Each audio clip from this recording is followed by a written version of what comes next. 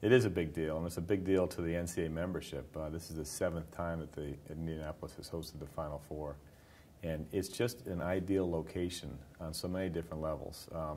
Centrally located in the United States, in a state that just adores college basketball, but obviously it's this downtown area that is just so convenient, so walkable.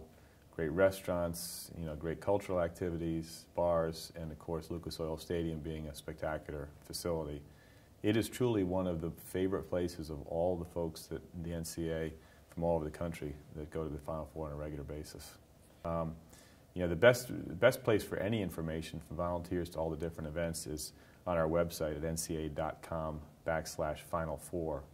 And we could certainly still use volunteers. It's a wonderful way to be engaged with an event like this and to kind of have lifelong memories of having that opportunity.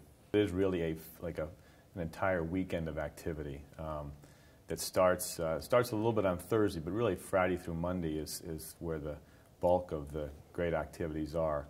So you got everything from the Fan Fest, which is the kind of pregame, interactive place for families, not just kids, adults, to go before the game or on off game days at the convention center. Only $10 for adults and $5 for kids and free for young kids. It's a great thing for families to take a part of. There's also a 3-day music festival called March Madness Music Festival that will take place at White River State Park. That's free to anyone that wants to attend. And we haven't announced the talent yet, but it's A-list talent. Last year, Bruce Springsteen was the headliner. In the past, Kenny Chesney and Jimmy Buffett and folks like that have played. So those are just two things. And there's a dribble for kids on Sunday, on Easter Sunday at 2 o'clock, where kids get a free basketball and T-shirt and get to dribble through downtown Indianapolis. There are youth clinics that will take place. And then Friday is a big day, too. Friday is what we call Final Four Friday. And that takes place at Lucas Oil Stadium.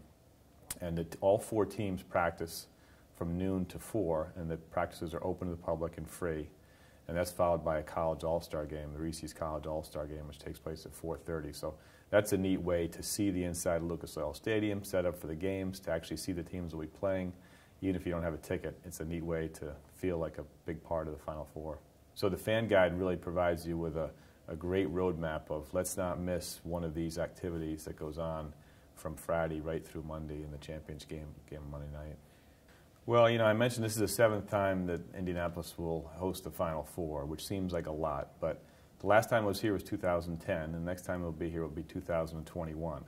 So while there's a lot of great basketballs played around here at NCAA regionals and things on a regular basis, the Final Four is as special as it gets. And I remember my first Final Four was in 1979. I was 13 years old, and I'm approaching 50 now, and I remember it like it was yesterday.